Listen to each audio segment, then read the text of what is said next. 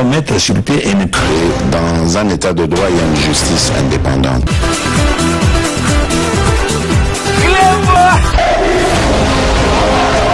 Ce n'est pas pour rien qu'il faut des conseils.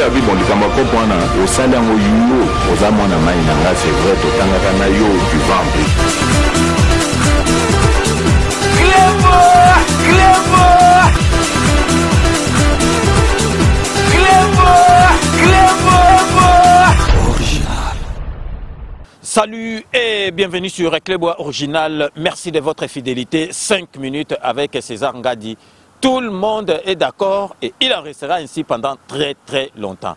5 minutes à l'élo, tozali na sujet c'est moko. Donc vraiment si jango ezali kokamu sangate mais batu oyo ba comprena Félix Antoine Tshisekedi mais politique na esiko bazali ko comprendre ngo. Pour nga na ebisaki bino dès le départ. Dès le début, que Félix Antoine Tshisekedi a la politique au nanu na Congo et salamate. Depuis Congo et Zala, nanu et salamate, et la politique au monde dans un pays civilisé. Net na France, les États-Unis d'Amérique, partout en Allemagne. Donc Félix Antoine Tshisekedi, bakoyi ko zoyer ba commissaire présent en France a comme ma solo bien parce que bon maraté a kangara batute. Donc azo ma solo na malembe. Boye bibino moko déjà ndengiye alobaki pe alobaraki azali na don moko boye donc soki mutaye bino bomona neti ye mutwana azomona neti ke Félix azokosa ye mais Félix asa comprendre que mutwana fona kumbele bo donc ndenge tozala bo Félix asa comprendre ki kanambe fona kumbele bo Fayulu fona kumbele bo donc si jalelo basango fona kumbela bango bino moko botala ndenge Félix azo expliquer don na ye oyo azala kanango et se trompera te bino moko bolanda. Et moi surtout ce que j'ai comme je dirais, donc, c'est de vite connaître les gens. Quand je connais une personne, j'essaye vraiment de mieux la connaître, de savoir qu'est-ce qui lui plaît, qu'est-ce qui lui plaît pas. Enfin, j'ai toujours eu ce don-là, de très bien connaître les gens. C'est pour ça que beaucoup pensent que je me fais avoir, mais en réalité, non. Parce que même quand quelqu'un pense qu'il est plus malin, oui, moi, je sais qu'il pense ça et je sais à quel moment il va déchanter quoi. Donc voilà, donc je me trompe rarement mais voilà, c'est un peu ça. Bino moko bolandi donc azana don wana et puis ezali komonana aza mutu moko teke en tout cas Congo toyeba ke nzamba lingi biso.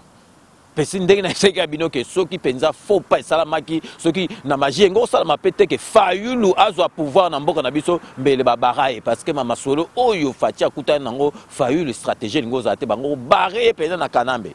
Bomona bino moko ndenge azosala bomoni bino moko ndenge alongola eloko moko système akabili nyonso moko ekwei donc na mai batu bandimaki te sikoyo batu moye baloba su te au présent ticket présent moko bo sans pouvoir balobaka ngo lisusu te d'ailleurs soyo o meki koloba ngo devant kanambe ko soyo na litoi parce que alobata bino bo saka na makambo ngana somona bino bo somona yango donc sikoyo lelo ndenge na ebisa bino bomoni masolo il y a des catholiques, il y a des évêques, 5 ans, ndenge bandai kokende. Et comme qui neti masolo moko donc ceux qui donc facha lobi bango ba lobi b et comme qui makamoko bando ke ndenga bienté. Bango kaka mutu ba comme ko critiquer, ba comme ko critiquer mboka na makamoko boyo fachi ba pesa bango moko ke facha zo ceux qui 15%, Fayulu 65 ceux qui ndenge nini. Donc mais bango moko boyo ko mona ke en tout cas fachi politique a fachi za mystique. Fachaza mystique moko na politique donc na ebité donc bino moko bomonaki bayambaki bango na fachi mais avant bayamba bango na fachi bomonaki donc président Sénat kende kotala bango président ya Assemblée nationale na conseiller spécial en matière de sécurité akendaki bake kotala cardinal nanda kunaye botala na sortie ya audience wana na sortie ya ndenga yambaki bango botala déclaration ya cardinal na déclaration ya président et assemblée nationale binomoko boko comprendre. Bon, je dois vous dire qu'on est familier ici hein. C'est notre père spirituel, c'est notre cardinal. Nous avons l'habitude de venir ici. Mais aujourd'hui, nous sommes venus par rapport aux rumeurs que vous entendez dans les réseaux sociaux. Ce qui se dit. Et nous sommes venus échanger avec son éminence. Tout a été clarifié. Tout a été clarifié. Il y a des gens qui veulent profiter du nom de l'Église pour faire n'importe quoi au nom de l'Église. Le cardinal est là. Le cardinal est là. Il n'y a pas de problème entre l'État et l'Église catholique et les cardinals en particulier. Il n'y en a pas. Nous sommes venus clarifier ces différents points et tout, il n'y a rien. Nous allons continuer à collaborer avec l'Église comme pouvoir, comme Église. Nous allons continuer à collaborer pour le bien-être de notre population et pour les progrès de l'Église catholique au Congo. D'abord, je suis très heureux, très honoré de recevoir les grands animateurs de notre pays, les piliers de notre institution, à part la présidence de la République. Mais quand vous le voyez tous là, et de l'autre côté, les grands conseillers du président en matière de sécurité, ça signifie que c'est le président. Donc, je me sens tellement honoré de recevoir ici. Ils sont venus pour échanger. Et nous avons échangé sur tout ce qui pourrait faire et prêter à des interprétations comme vous avez l'habitude de les lire sur les réseaux. On écrit n'importe quoi sur l'Église, on écrit n'importe quoi sur les cardinals. Je crois que vous lisez ça aussi, non? Donc, c'était pour nous l'occasion de clarifier les choses et de repartir sur de bases nouvelles. L'Église comme l'État, nous sommes au service du même peuple. Nous avons intérêt à conjuguer nos efforts, à travailler main dans la main pour aller de l'avant afin que notre peuple puisse vivre digne. Et voilà, de façon ramassée, c'est un peu ça. Et nous espérons que, bon, à partir de maintenant, nous repartons sur de bases nouvelles. Mais sarabino que politique eza kwanga na makayabu te. Politique ba baraka nango batu lumumba barama. Donc politique eza jeté. Bon mona ki donc ba toi 5 ans ba cardinal et comme ki neti. Donc ba ke otala bango motan ba bimi donc yemoko donc botala président de l'Assemblée nationale lobi que donc biso na catholique na ba cardinal problème ezala raté. Mais au moni en tout cas langage politique ezala mystique. Langage politique ezala donc mystique. Donc yemoko pe cardinal a confirmé après kaka jour moko mbala moko fachi béton ayambi bango. Est-ce que bino bomoni on eza par hasard? Ils allaient par hasard, ils ont ma solo parce que ma solo mususa politique il y a 4 toko betango na télévision té. Toko betango na télévision té. Botala bino moko après yango Fati ayambi bango kuna na audience. Botala tango babime na audience makambu balobaki.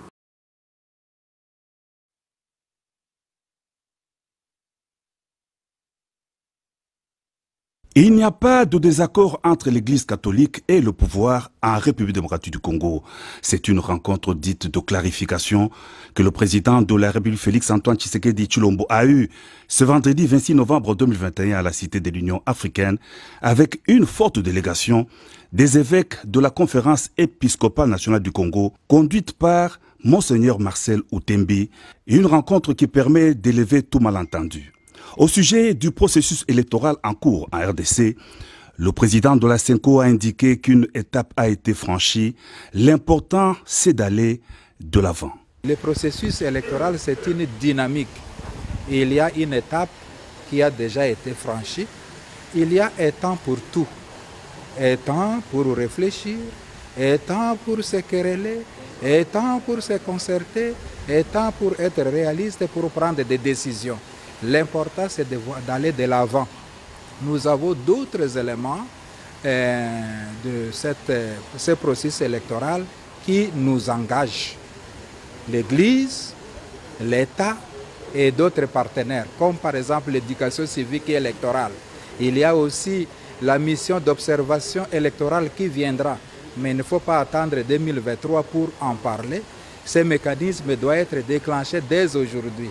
Donc ce sont là les points autour desquels nous pouvons fédérer, mutualiser nos forces pour aller de l'avant afin d'atteindre cet objectif qui consiste à assurer le bien-être du peuple congolais et à choisir des personnes idoines qui seront à mesure de répondre aux différents problèmes du peuple congolais.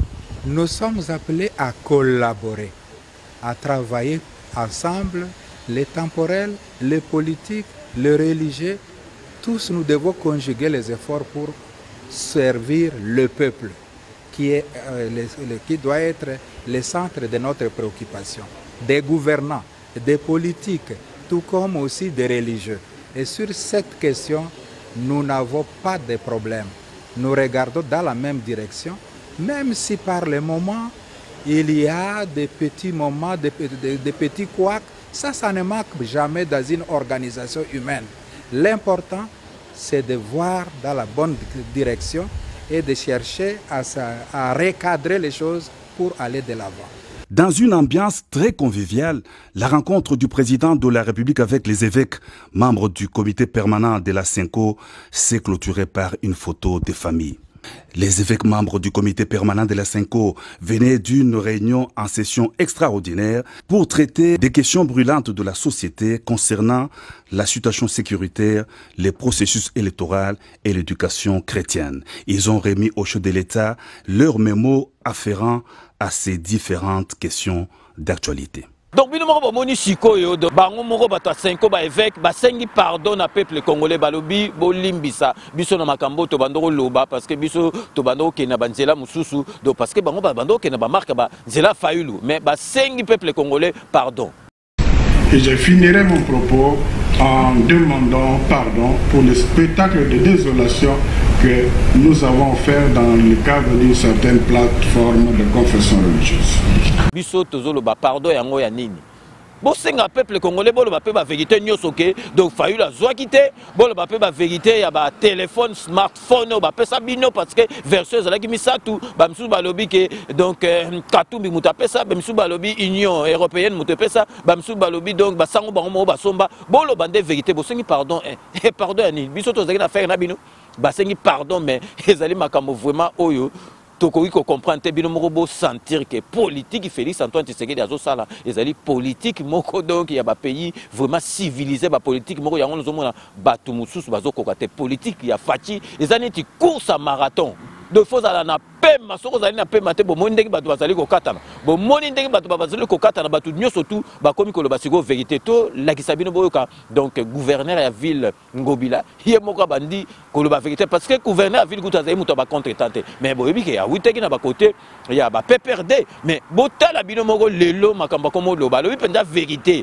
alobi makambu e salama depuis ba 18 ans ba 32 ans bino bolingi mutu dans 2 ans kaka abebi salon dans 2 ans kaka asisa makambu nyoso bo kabino moko déclaration ya Ngobila ndenga ndimi fachi pe expliquer batoyo bazolo ba net.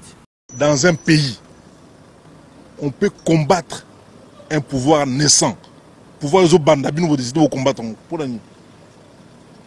Un pouvoir naissant, est-ce qu'on combat un pouvoir naissant? À l'époque, le président Joseph Kabila, il était tout à fait normal, Batouba Telemela, Toboyi, 3e mandat. Batouba Telemela. Bon, troisième mandat. Mais un pouvoir qui naît, un pouvoir naissant. Avec beaucoup d'espoir d'ailleurs. Avec beaucoup d'espoir, au moins, Missal et Salama. Missal et Salama, beaucoup de choses ont changé. État de siège, ils ont qui est bien. Guerre, ils ont qui est bien aussi là. Mais, Nali Kamounine. Donc, ils ont qui Kindoki dans la Kati. Donc, ils ont talibé Kindoki. Non seulement Kindoki, mais le coso, il y a un poste. Poste ba poste ngana yebi bango to yeba ni bisolo bango bazana poste ba poste bana poste ba poste bazo ba poste pour ba donno bana banalungwa président de l'Assemblée provinciale de Kinshasa à Haute-Koluba. C'est depuis 40 ans banalungwa ezalaki éclairé té le loyo to réhabilité éclairage. Il y a commune ya Bandalungwa. Todo salango na ba commune nyonso. Bandalungwa ezali commune na ngai, esika na Uta, esika na Kola. Commune na Bandalungwa na éclairage ya modèle avec ba LED nano salamate donc pour nga ezali esengo ba misala na sala na ba commune nyonso il y a éclairage public ezala banzela ezala ba pont mais o banalungwa ezo pesanga esengo moko ya osanate parce que oyo eza na commune oyo nazali originaire alors on ça bana bandal boy madongolo miso ba web sabino o boya to manifester contre pouvoir en place contre régime ya Fachi Béton contre régime Nabiso Bolanda Bangote et régime ya Sika un pouvoir naissant ezako banda ezako la mwana abotami bino so il faut botia maboko pona mwana wana akola oya bino bo miselier maseke bo miselier misuma bondoro po combattre ekomi kindoki ekomi basorodiongo basanganaka pona combattre mwana nzambe mais ba okokate parce que nzambe asi atie loboko na ye pe misala oyo président de la République azako sala bato bazako mona yango majorité silencieuse bazako mona mais sur le ba tellement lelo ne ba tellement ki mikolekaki na njili Sainte-Thérèse ne ba tellement ki na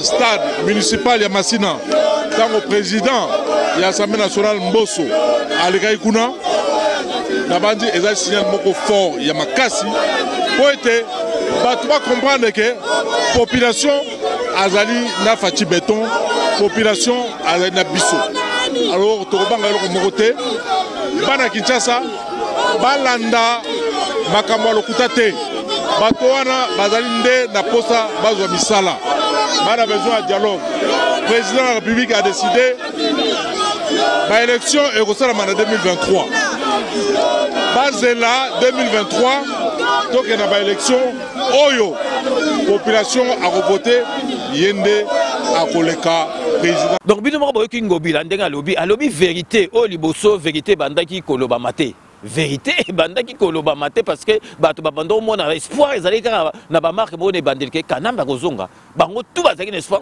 kanamba kozonga na pouvoir mais ba moni siko penza ke donc mambu masobele masolo esili bato tout bakomi koloba vérité bo mona bino moko donc mende o malanga akeko yamba Fachi na aéroport batunie ba question bo mona ki o alobi na zongi seli bino ka botala penza mende chakulu bondasi chaku penza ya kanambe makambo ko molo balabi asenga nani yango donc vraiment asenga nani permission pour que le président na ya que nous yambaye bon kabino moko mende o alobi c'est naké en tant que fils du pays. C'est une expression démocratique.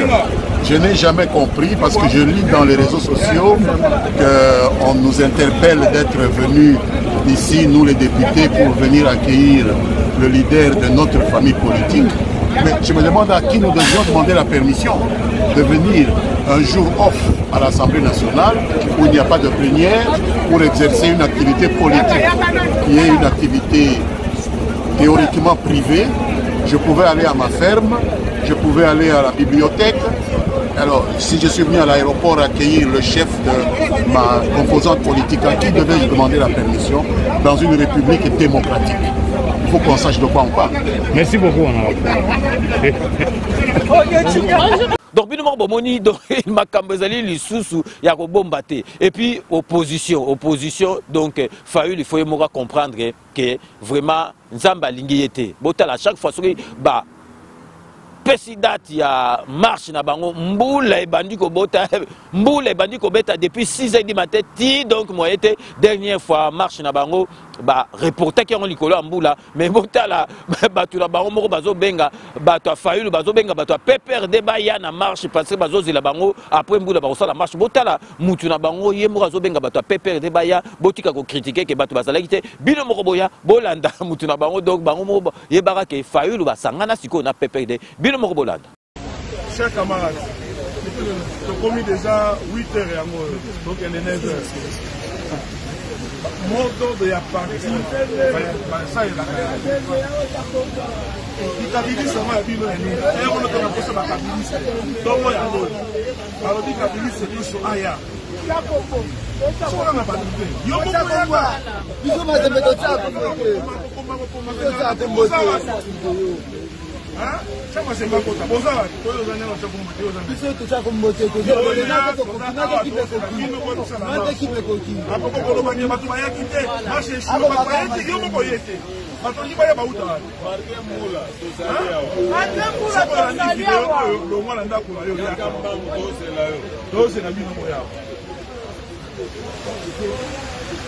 Bino moko bomoni ceux qui bango moko bazo comprendre que donc Zamba lingi bangote peuple congolais lingi bangote à chaque fois ba programmer donc marche mbula na mbula donc so bazali mayele ba comprendre que batika masolo oyo bazali ko sala fatia zali ya Nzambe Congo zali ya Nzambe donc to marqué pause na biso publicitaire boyebeka que Kodia Simon ezali société oyo epesi vraiment chance na congolais nyo surtout comme propriétaire ya ndaku na ba norme moko international na Kisasa ezali ba ndaku moko ya crédit donc so za na mbongo sombi cash mais ezali po na ba crédit Kodia Simon donc tozali ko rappeler ka bato bazali na Amérique na États-Unis d'Amérique na Canada bo benga offre mo spécial ezali po na bino et puis bo sanate donc Sepela TV ezali décodeur oyo ya bana mboka bazali na Londres basala décodeur po na congolais nyo surtout Sepela donc différence nango eza na ba décodeur musu yango eza mukie okotambola nango esika nyo so lingi olingo otala match pa muningo memi yango olingo otala okei na Belgique memi yango na Allemagne memi yango esika internet ezali o brancher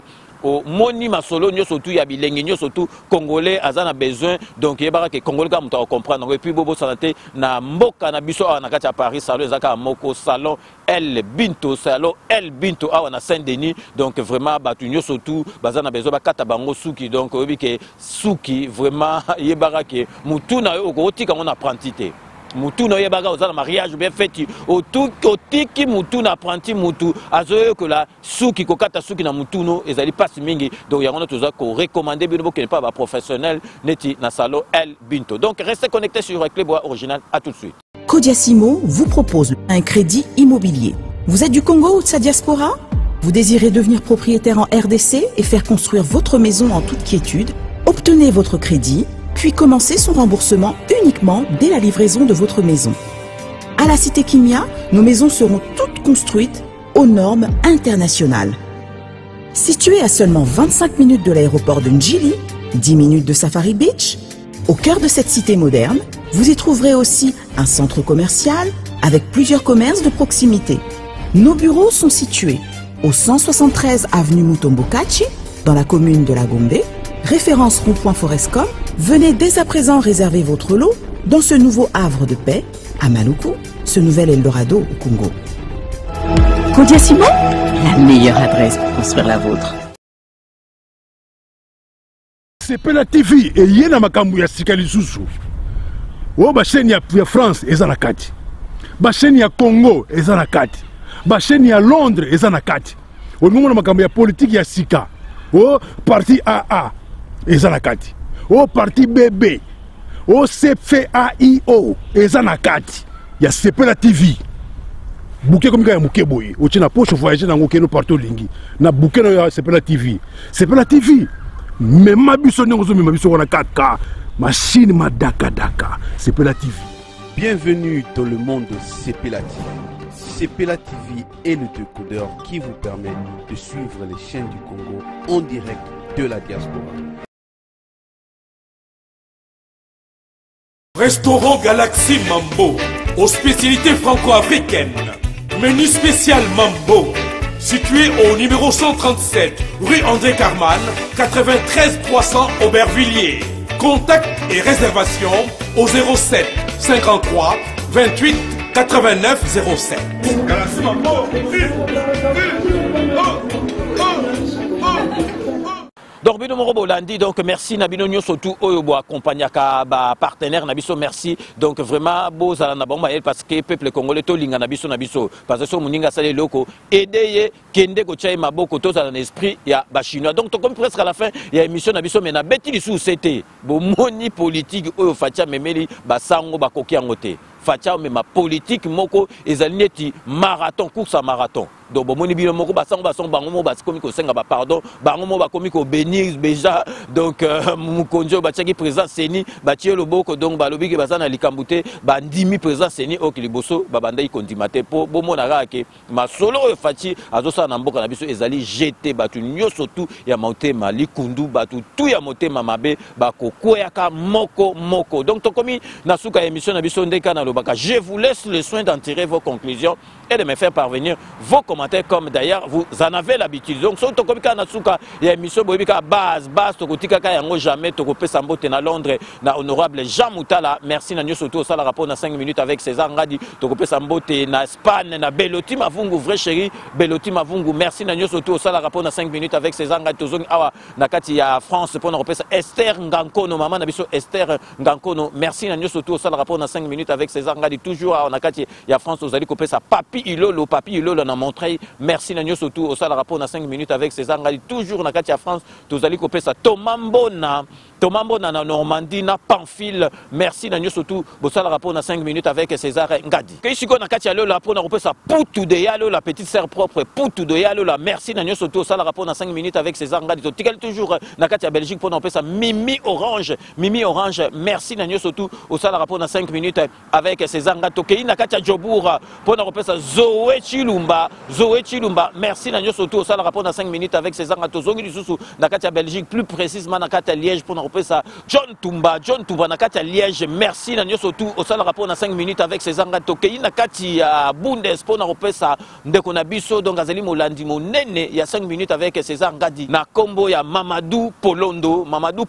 Merci na nyoso to sala rapport na 5 minutes avec César Ngadi donc tokosukisa na batu na biso ya base a na kati ya Paris tokopesa Mathéus Lusomba. Merci na nyoso to sala rapport na 5 minutes avec César Ngadi tokobosa na le grand réalisateur Lixon Kangi. Merci na nyoso to sala rapport na 5 minutes avec César Ngadi to clôturer pour na nzoto na biso santé feza la malamu. Merci Dokotolo na biso Jean-Paul Djamba. Donc c'est la fin de ces 5 minutes avec César Ngadi. Merci de l'avoir suivi. Cette émission a été réalisée par Willy Kunda. Nous allons nous retrouver avec grand plaisir dans 24 heures pour un nouveau numéro. D'ici là, portez-vous bien et à très bientôt. N'oubliez pas, tout le monde est d'accord et il en restera ainsi pendant très longtemps. Bobo Sanate, Kanambe, Arozwa, Masolo, Nambuchu, Penadikos.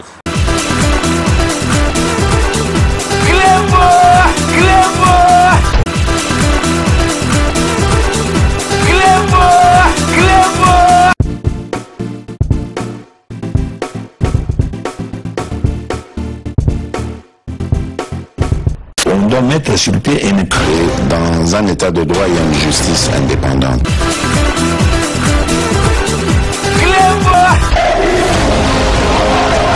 Ce n'est pas pour rien qu'il faut des conseils. C'est vrai,